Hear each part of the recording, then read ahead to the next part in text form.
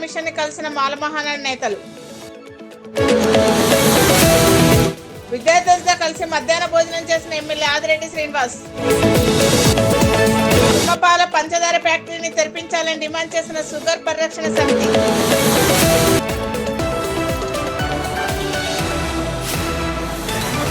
రాజమండ్రి నియోజకవర్గం నిడదవోలులో డొక్క సీతమ్మ మధ్యాహ్న భోజన పథకాన్ని మంత్రి దుర్గేష్ ప్రారంభించారు. ఈ సందర్భంగా ఆయన మాట్లాడుతూ విద్యార్థులకు పౌష్టిక విలువలతో కూడిన ఆహారం అందించడం మధ్యాహ్న భోజన పథకం ఉద్దేశం అన్నారు. విద్యారంగంలో విప్లవాత్మక మార్పులు తీసుకొచ్చేందుకు కూటమి ప్రభుత్వం కట్టుబడి ఉందని చెప్పారు. ప్రతిభ గల ప్రతి విద్యార్థి కష్టపడి చదివితే ఉన్నత శిఖరాలను అధిరోహించడం సాధ్యం అవుతుందన్నారు. ఇవాళ ఆంధ్రప్రదేశ్ రాష్ట్ర ప్రభుత్వం అధికారంలోకి వచ్చిన వెంటనే సంకల్ప శుద్ధి ఉన్నటువంటి ముఖ్యమంత్రి శ్రీ చంద్రబాబు నాయుడు గారు కానీ, ఆయన చేసే కార్యక్రమాలకి బాసటగా నిలబడుతున్నటువంటి ఉప ముఖ్యమంత్రి కొణిదెల పవన్ కళ్యాణ్ గారు కానీ, అదేవిధంగా మానవ వనరుల శాఖ మంత్రిగా ఉన్నటువంటి శ్రీ లోకేష్ గారు కానీ విద్యారంగంలో ఒక సమూలమైనటువంటి మార్పులు తీసుకురావాలనేటువంటి ఆలోచనలు చేస్తున్న సందర్భాన్ని మీకు నేను తెలియజేస్తా ఉన్నాను. గడిచిన 5 సంవత్సరాల కాలంలో మీడియం విషయంలో కానీ, సౌకర్యాల విషయంలో కానీ, కళాశాలల్ని పాఠశాలల్ని అభివృద్ధి చేయాలనేటువంటి అంశంలో కానీ అభివృద్ధికి తూట్లు పొడిచినటువంటి ప్రభుత్వాన్ని మనం చూసాం. రకరకాల తప్పుడు జీవోలతోటి 3వ క్లాసు నుంచే హై స్కూల్ అన్నారు. 3వ క్లాసులో ఉన్నటువంటి అబ్బాయి కానీ అమ్మాయి కానీ హై స్కూల్కి వెళ్ళాలంటే పక్క ఊర్లకు వెళ్ళాలి. ప్రభుత్వ పాఠశాలలో చదువుకునేటువంటి పిల్లలకి ఆర్థిక స్తోమత పెద్దగా ఉండదు గనక పక్క ఊర్లకు వెళ్లాలంటే వారికి వాహనం సౌకర్యం ఉండదు గనక చాలా మంది స్కూళ్లు మానేసిన సందర్భం చూసాం.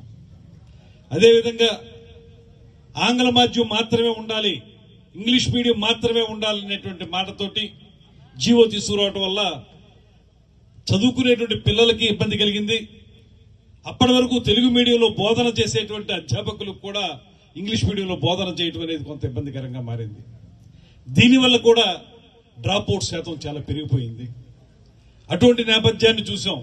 అయితే ఇవాళ సంకల్ప్ 2025 అనేటువంటి మాటతోటి ఒక అద్భుతమైనటువంటి కార్యక్రమాలకి ఆంధ్రప్రదేశ్ రాష్ట్ర ప్రభుత్వం శ్రీకారం చుట్టింది. అధికారులు మంచి విధాన నిర్ణయాలు చెప్పారు. మంత్రులు చాలా చక్కగా దాని మీద అవపోసన పట్టారు. ఇవాళ ప్రత్యేకంగా చెబుతున్నటువంటి కార్యక్రమం ఏంటంటే, పేదరికం ఎక్కువగా ఉన్నటువంటి నేపథ్యంలో చాలా మంది పిల్లలు ఇంటర్మీడియట్కి వచ్చినప్పటికీ కూడా కుటుంబ నేపథ్యం ఆర్థికంగా అంతంత మాత్రంగానే ఉన్నటువంటి సందర్భంలో వారికి కూడా మధ్యాహ్న భోజన పథకాన్ని ప్రవేశపెడితే డ్రాప్అవుట్ శాతం తగ్గుతుంది, కాస్త సౌకర్యవంతంగా కళాశాలకు వెళ్లి చదువుకోగలుగుతారు. కేవలం భోజన సదుపాయం లేకపోవటం వల్ల బాగా చదివేటువంటి ప్రతిభ ఉన్నప్పటికీ కూడా ఆ ప్రతిభని వెలికి తీసేటువంటి అవకాశం లేక వెనకబడిపోయినటువంటి అనేక మంది పిల్లల యొక్క స్థితిగతుల్ని అబ్జర్వ్ చేసిన తర్వాత జూనియర్ కళాశాల విద్యార్థులు కూడా ఖచ్చితంగా ఈ మధ్యాహ్న భోజన పథకం పెట్టాలి, మనం చేయగలిగేది ఆకలితో ఉన్నటువంటి వారికి పట్టేడు అన్నం పెట్టడమే దేవుణ్ణి దర్శించుకున్నట్టు, సేవ చేసినట్టు, మానవ సేవ చేసినట్టు అనేటువంటి మాటగా నమ్మి ఇవాళ ఈ కార్యక్రమాన్ని ప్రభుత్వ జూనియర్ కళాశాలలు కూడా ముందుకు తీసుకెళ్లినటువంటి లోకేష్ గారికి కానీ, అధికారులకు కానీ, ముఖ్యమంత్రి ఉప ముఖ్యమంత్రి గారికి కానీ మన అందరి తరఫున కూడా ప్రత్యేకమైనటువంటి అభినందనలు తెలియజేస్తున్నాం. విశ్వ హిందూ పరిషత్ నిర్వహిస్తున్న హైందవ శంకరామం భారీ బహిరంగ సభలో పాల్గొనేందుకు తూర్పుగోదావరి జిల్లా నుంచి వేల సంఖ్యలో హిందూ సంఘాల కార్యకర్తలు గన్నవరం తరలి వెళ్లారు. ఉమ్మడి తూర్పుగోదావరి జిల్లా నుంచి రాజమండ్రి బ్రిడ్జి మీదుగా వందలాది బస్సులను విజయవాడ వైపు వెళ్లాయి. బీజేపీ నేత కంబాల శ్రీనివాసరావు జెండా ఊపి బస్సులను ప్రారంభించారు.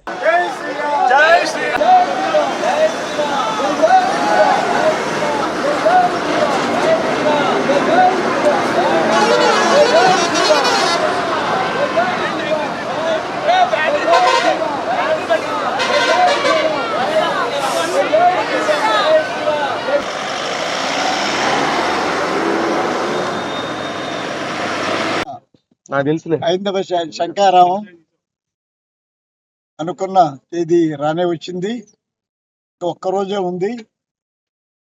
పూర్తి ఏర్పాట్లన్నీ చాలా వేగంగా జరుగుతున్నాయి. బ్రహ్మాండమైన ఏర్పాట్లు చేయటం జరిగింది. కార్యకర్తలంతా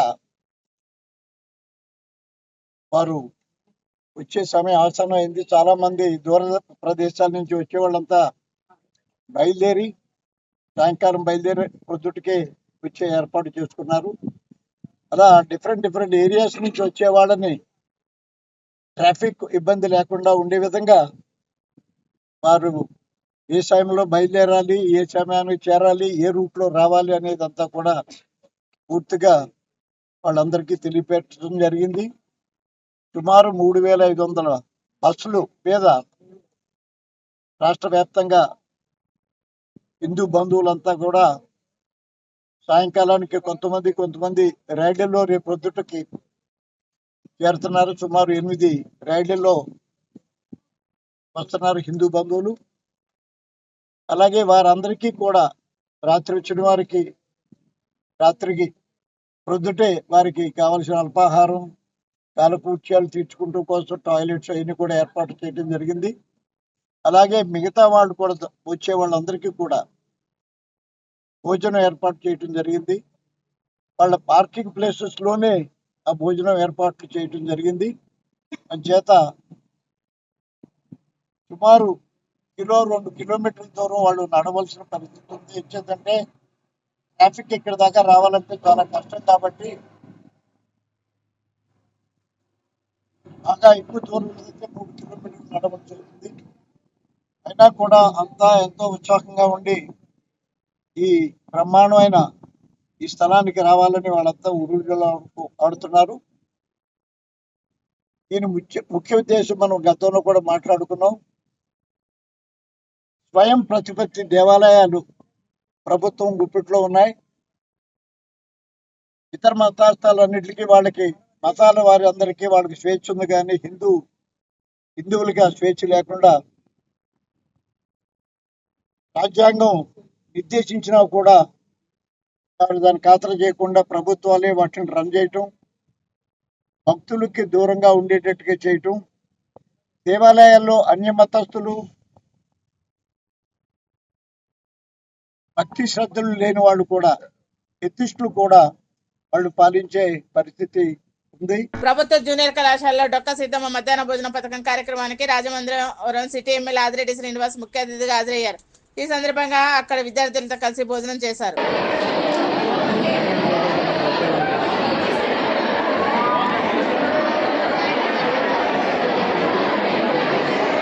కడప జిల్లా బ్రహ్మంగారి మఠం మండలం స్థానిక ఎంపీడీఓ కార్యాలయంలో మండల సర్వసభ్య సమావేశం జరిగింది. గతంలో చేయవలసిన పనుల అభివృద్ధిపై చర్చించారు.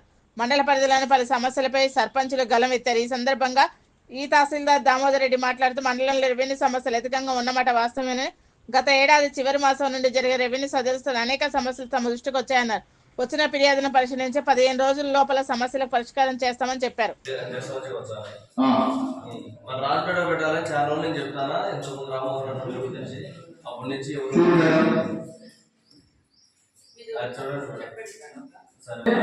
మనం చెప్పింది ఏంటంటే కంపల్సరీగా టెక్నికల్ గా అథారిటీ ఏదైతే ఎగ్జిక్యూటివ్ అథారిటీ ఎంపీడీఓ అని చెప్పడం జరిగింది. ఎందుకంటే జిల్లా పరిషత్ ర్యాంక్ కాబట్టి. సో మా గతంలో అసలు ఏ ఊరికి తుమ్మలపాల పంచదార ఫ్యాక్టరీ కూటమి ప్రభుత్వం వస్తే తెరిపిస్తామనే హామీ ఇచ్చి ఇప్పుడు మీనమేషాలు లెక్క పెడుతున్నారని షుగర్ పరిరక్షణ సమితి నేతలు అన్నారు. అనకాపల్లి ప్రజలు చెరుకు రైతులను ఎవరిని ఆహ్వానించే పరిస్థితులు లేవని చేసిన వ్యాఖ్యలపై మండిపడ్డారు. చెరుకు ఫ్యాక్టరీ కాకుండా వేరే ఇతర కార్యక్రమాలు చేస్తామని చెప్పడం రైతులను మనోభావాలను దెబ్బతీయడమని ఆవేదన వ్యక్తం చేశారు.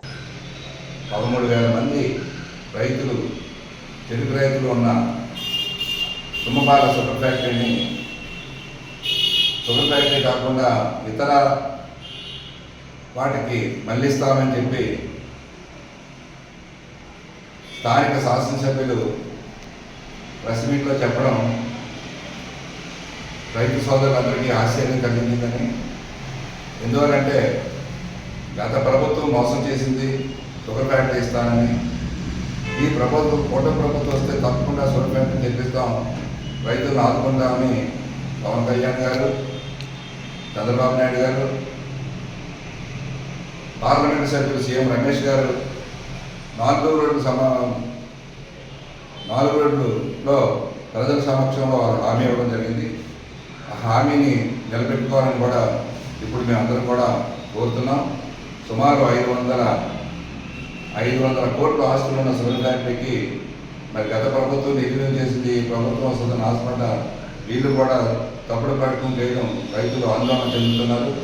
ముఖ్యంగా మరి ఈ ఫ్యాక్టరీ విషయంలోకి వస్తే అప్పుడు గతంలో వివి రమణ గారు షుగర్ ఫ్యాక్టరీ తరలిపోతున్నప్పుడు ఒక శక్తిగా నిలబడి అందరినీ కూడా కలుపుకొని షుగర్ ఫ్యాక్టరీని ఇక్కడ ఉంచడానికి వారు ఏర్పాటు చేశారు. దానికి రైతులందరూ సహకరించారు, చుట్టుపక్కల ప్రజలు సహకరించారు. దాంతో ఆయన ఫ్యాక్టరీకి ఇంచుమించుగా 500 కోట్లు విలువైన ఆస్తులు సంపాదించి పెట్టారు. దాన్ని ఇప్పుడు నిర్వీర్యం చేయడం, దాన్ని దోచుకోవడం చూస్తున్నారేమో అని భయంగా రైతులు అందరిలో ఉంది. ముఖ్యంగా మరి ఇది రైతుల తాలూకా property sugar factory, cooperative sugar factory. 1300 రైతులతోటి జనరల్ బాడీ సమావేశం ఏర్పాటు చేసి జనరల్ బాడీ సమావేశంలో తగు నిర్ణయాలు రైతుల తాలూకు సూచనలు తీసుకొని ప్రకటన చేయాలి తప్పితే వ్యక్తిగతంగా ప్రకటన చేస్తే ఆందోళన చేయవలసిన పరిస్థితి వస్తుంది. ఇది రైతులకి ద్రోహం చేసిన వారు ఎప్పటికైనా మూల్యం పొందుతారు. వారికి తప్పకుండా ఏం చేయాలో రైతులు చేస్తారని నేను సభాముఖంగా తెలియజేస్తాను. అంబేద్కర్ కోనసీమ జిల్లా అమలాపురంలో మానవతా స్వచ్ఛంద సేవా సంస్థ ఏర్పాటు చేసి 50 సంవత్సరాలు పూర్తయిన సందర్భంగా ఉత్సవాలు నిర్వహించారు. మానవతా విలువలపై సెమినార్ నిర్వహించి పలు సాంస్కృతిక పోటీలు నిర్వహించి గెలుపొందిన వారికి బహుమతులు అందజేశారు. విద్యార్థులు చేసిన నృత్యాలు అందరినీ ఆకట్టుకున్నాయి. వివిధ కళలకు చెందిన కవులకు సన్మానం చేశారు. గోవాటి షుగర్ ఫ్యాక్టరీ సరుకు రైతుల ఫ్యాక్టరీ కార్మికులకు జీతాలు ఇవ్వకుండా కూటమి ప్రభుత్వం నిర్లక్ష్యం చేస్తుందని వైఎస్ఆర్ కాంగ్రెస్ పార్టీ మాజీ ఎమ్మెల్యే ధర్మశ్రీ విమర్శించారు. సూపర్ 6 హామీలు తుంగలో తొక్కారని ఆరోపించారు. కూటమి ప్రభుత్వం వచ్చిన తర్వాత అన్ని వర్గాల ప్రజలు ఇబ్బందులు పడుతున్నారన్నారు. హెల్మెట్ లేకుండా రోడ్లపైకి ప్రవేశిస్తేనే వాహనాలు సీజ్ చేస్తామని వాహన చోదకులు సిఐ దాడి చంద్రశేఖర్ హెచ్చరించారు. ఎన్టీఆర్ జిల్లా మైలవరం పట్టణంలోని LBRC వై జంక్షన్ లో హెల్మెట్ వాడకంపై ప్రత్యేక డ్రైవ్ నిర్వహించారు. వాహనదారులకు హెల్మెట్ ధరించడం వల్ల కలిగే ప్రయోజనాలను సీఐ తెలియజేసి వారితో హెల్మెట్లు కొనుగోలు చేయించారు. గత ప్రభుత్వంలో జగన్మోహన్ రెడ్డి నాయకత్వంలో సంక్రాంతి వస్తుందంటే చాలా చక్కగా సంబరాలు చేసుకునే పరిస్థితి ఉండేది. సంక్రాంతి అంటే ఒక పండగ వాతావరణం కనిపించేది. వెల్ఫేర్ సంక్షేమం ద్వారా 10,000, 20,000, 30,000 అమ్మఒడి ద్వారా కానీ, రైతు భరోసా ద్వారా కానీ, లేదు జగనన్న విద్యా దీవెన ద్వారా కానీ, జగనన్న వసతి దీవెన ద్వారా కానీ, వైఎస్ఆర్ చేతు ద్వారా కానీ 10,000, 20,000 పండగకి అందేది. అందరూ కూడా ఆనందంగా ఉండేవారు. కూటమి ప్రభుత్వం అధికారంలోకి వచ్చాక ఏ ఒక్క వర్గం కానీ, ఏ ఒక్క బలహీన వర్గాలు చెందినటువంటి కుటుంబాలు కానీ ఆనందంగా లేవు, ఆందోళనగా ఉన్నాయి. సంక్రాంతి పండగ అంటే అమ్మో పండగ మాకెందుకు సంక్రాంతి ఇది దండగానే రీతిలోనే అందరూ భయంతో ఉన్నారు.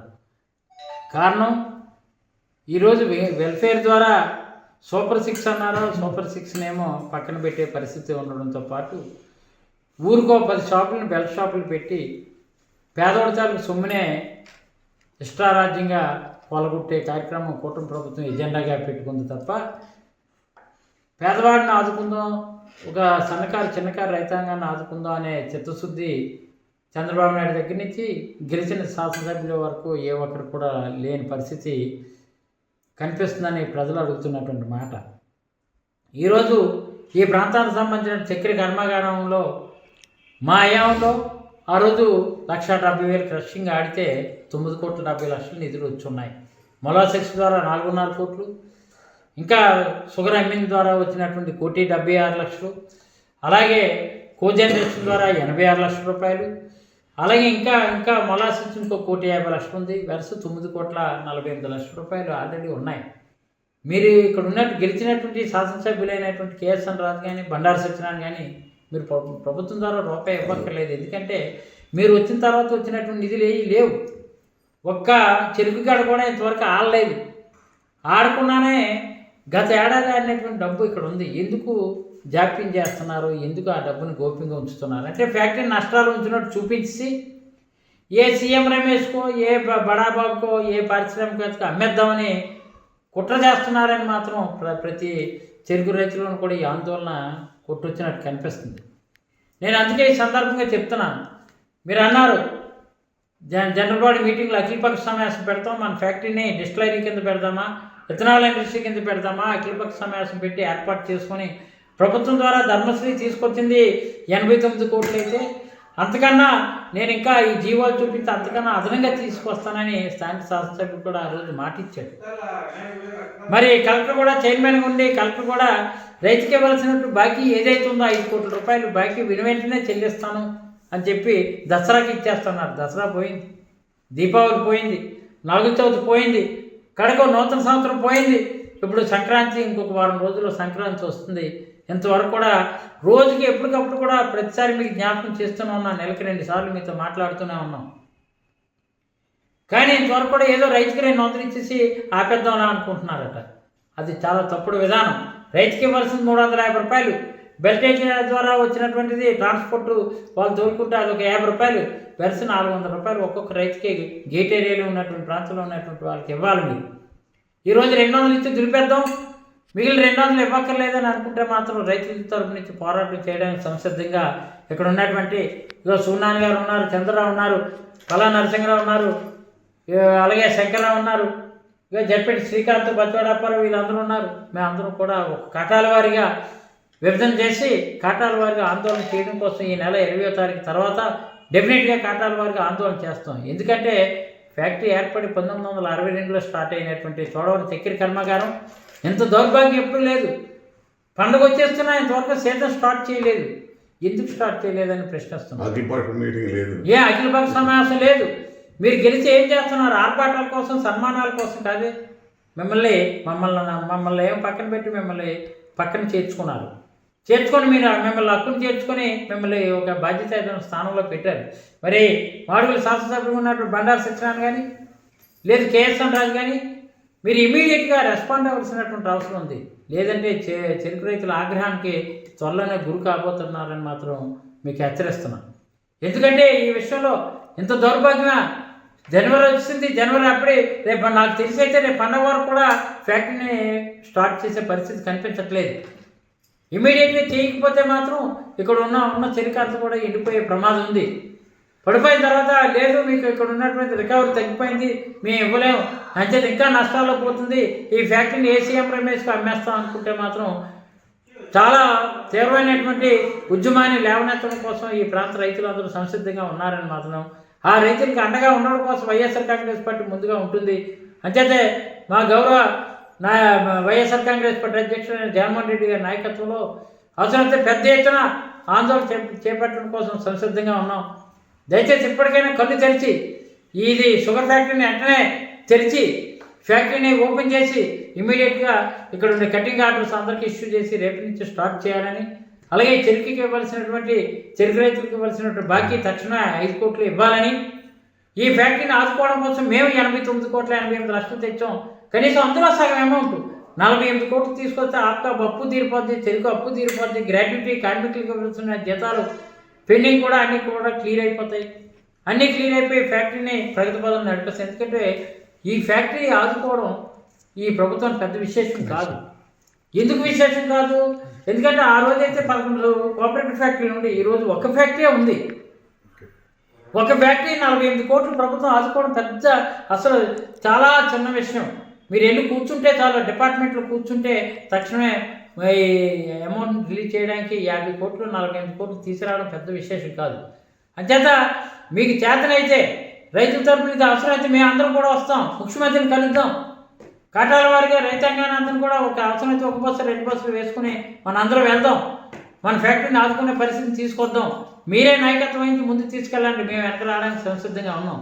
అంతేగాని రైతుల పట్ల నిర్లక్ష్యం చూపిస్తే మాత్రం చూస్తూ ఉపేక్షించేది లేదని మాత్రం వైఎస్ఆర్ కాంగ్రెస్ పార్టీ నాయకత్వం తీవ్రంగా ప్రతిఘటిస్తూ, అలాగే ప్రధాన అంశం ఇప్పుడు బిఎన్ రోడ్డు కూడా వాళ్ళు ఏం చేసింది ఈ విషయంలో మీరు ఏమాత్రం అలసత్వం ప్రదర్శించిన రైతుల ఆగ్రహానికి గురి కాబోతారని మాత్రం ఈ సందర్భంగా మీకు మళ్ళీ డిమాండ్ చేస్తూ, ఇంకా మీరు వచ్చేదో ఉద్ధరిస్తారని చెప్పారు. ఉద్ధరించడం ఏంటంటే BN road, Bhimapatnam Narsipatnam road అలాగే ఉంది. తూర్పుగోదావరి జిల్లా కొవ్వూరులో ప్రభుత్వ బాలికల బాలల జూనియర్ కళాశాలలో డొక్కా సీతమ్మ మధ్యాహ్న భోజన పథకాన్ని ఎమ్మెల్యే వెంకటేశ్వరరావు ప్రారంభించారు. ఈ సందర్భంగా ఆయన మాట్లాడుతూ పేద విద్యార్థులకు ఉచితంగా మధ్యాహ్న భోజన పథకం ప్రవేశపెట్టడం వల్ల వారి కుటుంబాలపై ఆర్థిక భారం పడకుండా చూడడం జరుగుతుందన్నారు. విద్యార్థులు చదువుతోనే పాటు అన్ని రంగాల్లో రాణించాలని కోరారు. కార్పొరేట్ విద్యా సంస్థలతో ధీటుగా ప్రభుత్వ పాఠశాలలు జూనియర్ కళాశాలలో తయారు చేస్తున్నామని చెప్పారు. విద్యాశాఖ మంత్రివర్యులు శ్రీ నారా లోకేష్ బాబు గారి యొక్క ఆధ్వర్యంలో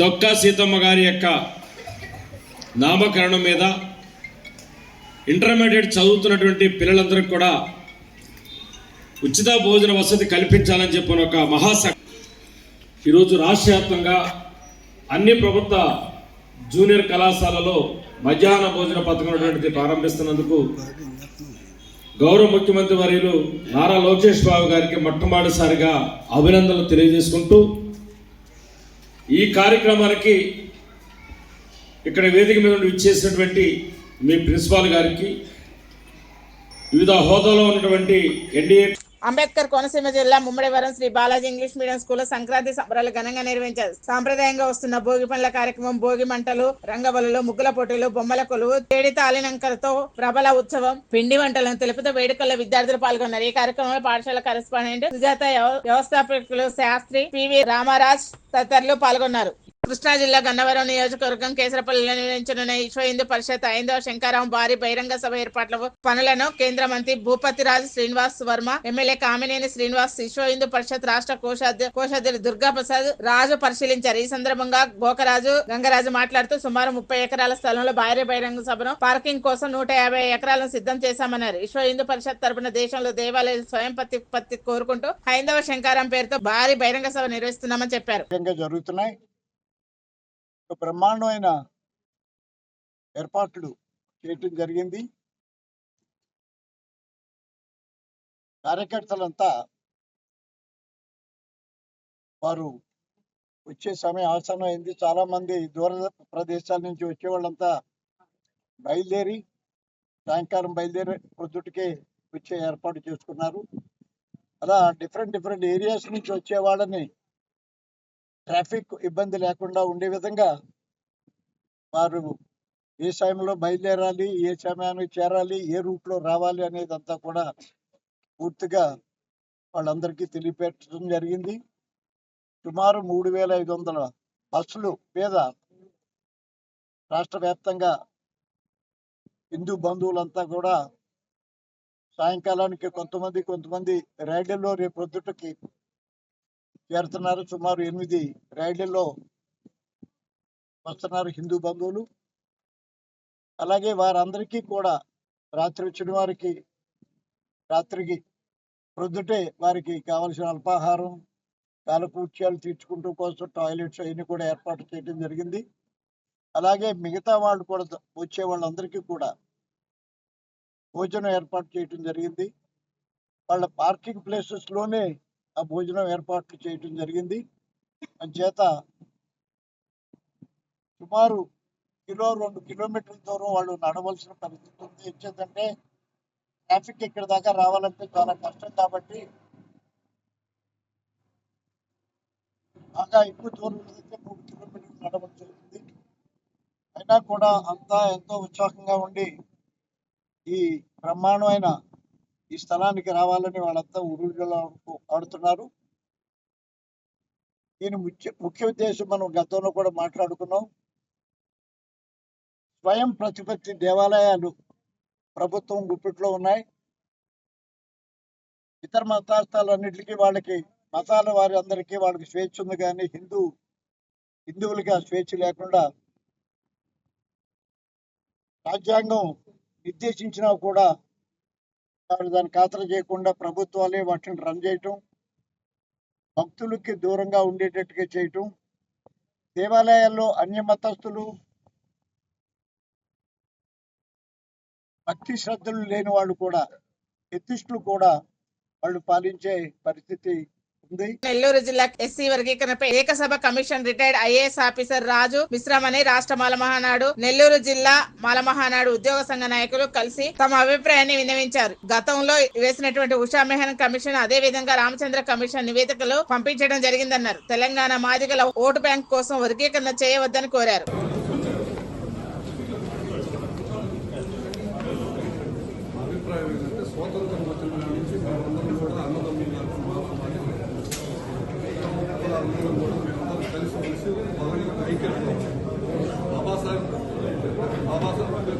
భారత రాజ్యాంగం ఇన్ని సంవత్సరాలు వచ్చినా కూడా పార్లమెంట్లో ఎక్కడ కూడా ఈ వర్గీకరణ గురించి ఎక్కడ కూడా చర్చ జరగలేదు. వర్గీకరణ ఏ రాష్ట్రంలో చేయలేదు.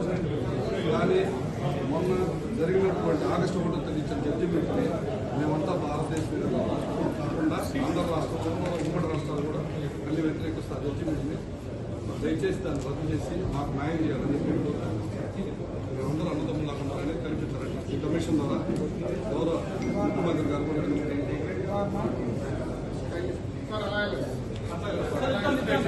Master key TV, please like, share and subscribe master key TV.